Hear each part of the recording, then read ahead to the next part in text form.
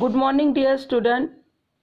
Today we are going to start our second lesson of civics. Civics का हम कौन सा लेसन देख रहे हैं? Second, pillars of democracy. Student, democracy कौन से इसेंशियल एलिमेंट के ऊपर खड़ी है वो हम देखेंगे. तो उसको ही क्या कहा गया है? Pillars of democracy. As we know, the democracy is the best form of government. Yes, democracy क्या है? Best form of government. Government का सबसे बेस्ट फॉर्म कह के डेमोक्रेसी को जाना जाता है.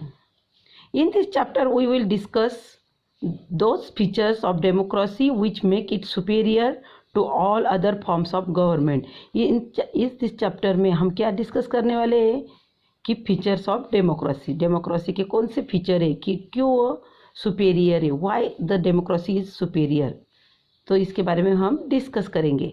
These elements are the essential condition for successful working of democratic government. और वही element क्या करते हैं? democratic government को क्या बनाते हैं? successful. Okay student.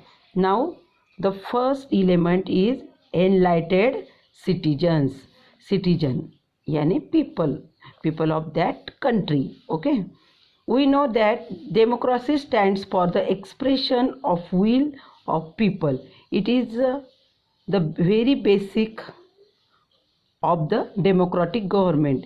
In a democracy, the changes are brought about by the collective will of the people and not by the use of force. देखो, आपको सबको पता है कि डेमोक्रेसी किसके ऊपर स्टैंड हुई है? विल ऑफ द पीपल, लोगों की इच्छा शक्ति. लोगों को हमने उसका मेन फीचर क्या है? People of that country means citizen. और सिटीजन की जो विल है वही. तो ये it is the very basic of the democratic government. Government का सबसे बेसिक एलिमेंट क्या है? People of that country. In a democracy, तो यहाँ पे क्या होता है? Collective will. हम जिस नेता को चुन के देते हैं तो वो क्या होता है? कलेक्टिव. यानी एक पीपल की इच्छा है क्या? नहीं, collective. So many peoples wanted that. हाँ, that is the collective will of the people and not by the use of force. Force किया गया है क्या? नहीं, इच्छा के अनुसार है. To make the right choice and arrive the right decision, every citizen should be well inform and socially responsive. देखो, है लोगों की चॉइस है, मगर लोगों को भी ये चॉइस होनी चाहिए ना. उनको भी ये राइट डिसीजन लेने के लिए क्या होना चाहिए? रिस्पॉन्सिव. उनको भी गवर्नमेंट के बारे में, वो इंसान के बारे में कैसे पूरी इन्फॉर्मेशन होनी चाहिए उनको सोशली कि which is the right decision. और राइट डिसीजन लेने के लिए पीपल भी कैसे होनी चाहिए? रिस्पॉन्सिबल होनी चाहिए. उनको ने भी कुछ रिस्पॉन्स देना चाहिए. It does not mean that they should be highly educated or possess in a university degrees, but they should be enlightened enough to make the responsible decision. Thus, the political awareness is the important condition of democracy. हाँ, इसका meaning नहीं है कि लोग high educated होने चाहिए, कि बहुत सारी डिग्रियाँ उनके पास होनी चाहिए, मगर उनके पास पॉलिटिकल अवेयरनेस तो होना चाहिए. That is the important condition. Which political awareness, what is the good and what is the bad for the democracy. तो डेमोक्रेसी यानी तो ये इम्पोर्टेंट है उनको. किसको? अगर आप वोटिंग दे रहे हैं, मगर वोट देने के लिए पहले आपको ये पता होना चाहिए कि which is the right choice, कौन सा डिसीजन राइट है और कौन सा रॉन्ग है. Look at this. What is this? Voting line up to the elected new government. जब न्यू गवर्नमेंट को इलेक्ट करना होता है तो ऐसे लाइन में खड़े रहते हैं. Okay student. Politically enlightened citizen will be able to जज performance of the government and make the correct choice of their representative by evaluating the merits demerits of the different candidate. Such voters will not be easily swayed by false promises made by the candidate or by their money or muscle power.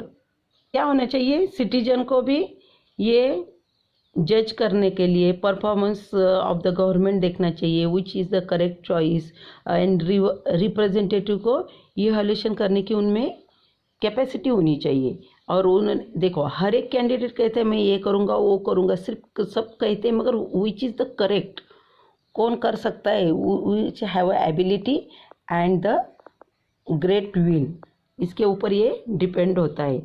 तो कोई नहीं तो क्या करते हैं, some candidate give money to the citizens, money देते, तो money के ऊपर से ये डिसाइड नहीं करना चाहिए कि ये रिच है पर्सन है इसलिए वो करेगा, तो that is the wrong decision. Understood what is the importance of citizen, enlightened citizen means क्या होता है। तो okay student, wise leadership, leadership भी होना कुछ इजी काम नहीं है। In the large countries people can not directly administer themselves. देखो हमारे कंट्री में डायरेक्टली थोड़ी एडमिनिस्ट्रेशन होते हैं, तो they elect the political leader to represent them and legislation election are the important part of democracy. Different political parties contest elections by the fielding candidates. देखो हमारे यहाँ पे एकदम डायरेक्टली वो पीपल तो कुछ नहीं कर सकते, तो हम क्या करते, पहले रिप्रेजेंटेटिव चुन कर देते या लेजिस्लेचर इलेक्शन होते, ये दोनों ज़्यादा इम्पोर्टेंट है डेमोक्रेसी में। And the different political parties contest the election bye the fielding the candidate, अलग अलग पार्टियाँ उनके कैंडिडेट्स खड़े करते इलेक्शन के लिए। The party leaders enlighten the voters at the time of elections. At the part of election campaign, several public meetings are held in which various issues and problems are discussed.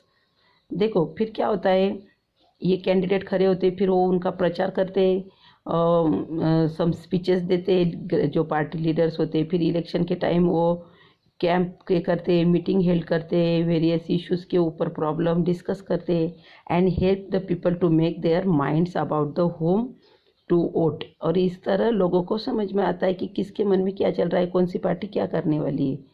Okay student, once the election over the party which get the majority form of government, none of the party majority coalition of the government is formed.